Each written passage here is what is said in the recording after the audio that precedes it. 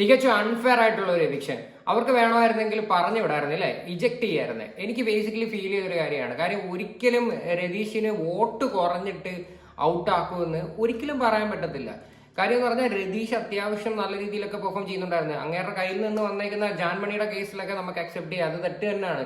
പക്ഷെ എന്നും പറഞ്ഞ് അങ്ങേർക്ക് ഭയങ്കരമായ കുറ്റം ചെയ്തിട്ട് പറഞ്ഞു വിടേണ്ട ഒരു സംഭവങ്ങളൊന്നും ഉണ്ടായിട്ടില്ല. പക്ഷെ ഇത് ശരിക്കും എന്താണ് ഇപ്പൊ കാണിച്ചേക്കുന്നത്? വോട്ട് കുറഞ്ഞെന്നും പറഞ്ഞിട്ട് എലിമിനേറ്റ് ആയേക്കുന്നത്. ഇത് ഒരിക്കലും നമുക്ക് കാണുന്നവരെന്തോടെ പൊട്ടന്മാരെ കാണുവാണോ? സീരിയസ്ലി ചോദിക്കുക. കാര്യം അൺഒഫീഷ്യൽ വോട്ടുകൾ എടുത്തു കഴിഞ്ഞാൽ തന്നെ നമുക്കറിയാം, എങ്ങനെ പോയി കഴിഞ്ഞാൽ സുരേഷിനെക്കാട്ടും കൂടുതൽ വോട്ട് രതീഷിനെ കാണും. കാര്യം സുരേഷിനൊക്കെ എന്ത് വോട്ടാണ് അതിനകത്തുള്ളത് എനിക്ക് മനസ്സിലാവുന്നില്ല. എന്ത് കണ്ടിട്ടാണ് വോട്ട് ചെയ്യണത്? അതേപോലെ തന്നെ ബാക്കിയൊരു കാര്യം, അൻസിബയുടെ കാര്യം എടുക്കാം. അൻസിബയൊക്കെ എന്ന് പറഞ്ഞു കഴിഞ്ഞാൽ അതിനകത്ത് ഒട്ടും ആക്റ്റീവ് അല്ലാത്തൊരു കണ്ടസ്റ്റന്റ് ആണ്. കാര്യം കാണുന്നവർക്ക് ബുദ്ധിയും ബോധമില്ലേ സത്യം പറഞ്ഞാൽ. രതീഷൊക്കെ അത്യാവശ്യം നല്ലോണം ആക്റ്റീവായിട്ട് ചൊറിച്ചിലോ എന്തോ ആയിക്കോട്ടെ അത്യാവശ്യം കണ്ടന്റും കാര്യങ്ങളും എല്ലാം കൊടുക്കുന്നുണ്ടായിരുന്നു.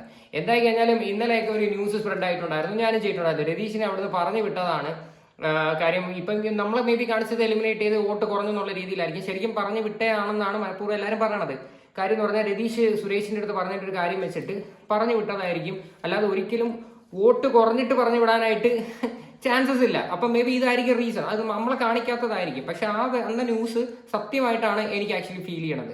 പക്ഷെ അത് ഒരിക്കലും ഇങ്ങനെ രീതിയിലല്ലായിരുന്നു അവരത് കാണിക്കേണ്ടത്. അവരത് വിളിച്ചിട്ട് അവർ പറയണമായിരുന്നു, കൺഫറൻസ് റൂമിൽ വെച്ചിട്ട് സംസാരിക്കും, ലാലേട്ടൻ സംസാരിച്ചിട്ട് പറയണമായിരുന്നു നിങ്ങൾക്ക് ഇനി ഇവിടെ കണ്ടിന്യൂ ചെയ്യാൻ പറ്റത്തില്ല എന്ന് പറഞ്ഞിട്ട് ഇറക്കണമായിരുന്നു. അതായിരുന്നു ചെയ്യേണ്ടത്.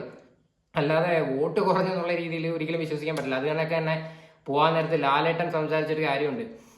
കാര്യം ഈ ഷോയിൽ വന്നു കഴിഞ്ഞാൽ എന്തൊക്കെ മര്യാദയ്ക്ക് സംസാരിക്കണം, എന്തൊക്കെ ചെയ്യണമെന്ന് അറിയത്തില്ല, അങ്ങനെ കുറേ കാര്യങ്ങൾ ചോദിച്ചിട്ടുണ്ടായിരുന്നു. വ്യക്തമായിട്ട് നിങ്ങൾക്ക് അത് കേട്ടാൽ മനസ്സിലാക്കാൻ പറ്റും. ഈ ഷോയിൽ 100 ദിവസം നിൽക്കണമെന്ന് പറഞ്ഞിട്ടല്ലായിരുന്നോ വന്നത്, പിന്നെ എന്താണ് ഈ കാണിച്ചതും എന്നൊക്കെ കുറേ വട്ടം ചോദിക്കുന്നത്. കാര്യം വേറെ ആർക്കും കിട്ടാത്ത എക്സ്പോസർ ആണ് നിങ്ങൾക്ക് കിട്ടിയെന്ന് വരെ ലാലേട്ടൻ നല്ല വ്യക്തമായിട്ട് രതീഷിൻ്റെ അടുത്ത് പറഞ്ഞു കൊടുക്കുന്നുണ്ടായിരുന്നു. അതിൽ നിന്ന് നമുക്ക് മനസ്സിലാക്കാൻ പറ്റും തീർച്ചയായിട്ടും ഇത് വേറെ ഇഷ്യൂവിന്റെ പേരിൽ പറഞ്ഞു വിട്ടതാണ് എന്ന് കൺഫേം ആയിട്ട് നമുക്കത് പറയാൻ പറ്റും.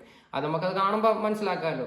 അല്ലെങ്കിൽ നിങ്ങൾ തന്നെ ഒന്ന് ചിന്തിച്ച് നോക്കുക, വോട്ട് രതീഷിനെ സംബന്ധിച്ച് കുറയാനായിട്ട് ചാൻസസ് വളരെ കുറവാണ്. കാര്യം രതീഷിന് അത്യാവശ്യം സപ്പോർട്ടുണ്ട്.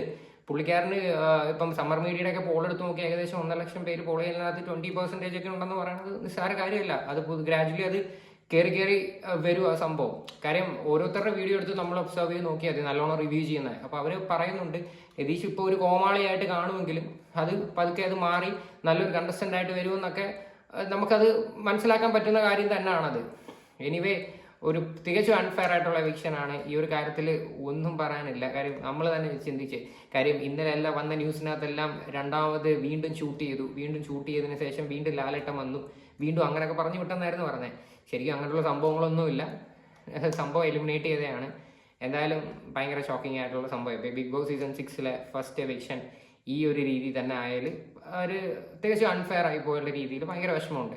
എനിവേ ഇതിനെയൊക്കെ കുറിച്ചിട്ടുള്ള നിങ്ങളുടെയൊക്കെ അഭിപ്രായങ്ങൾ നിങ്ങൾ തീർച്ചയായിട്ടും കമൻറ്റ് ചെയ്യുക.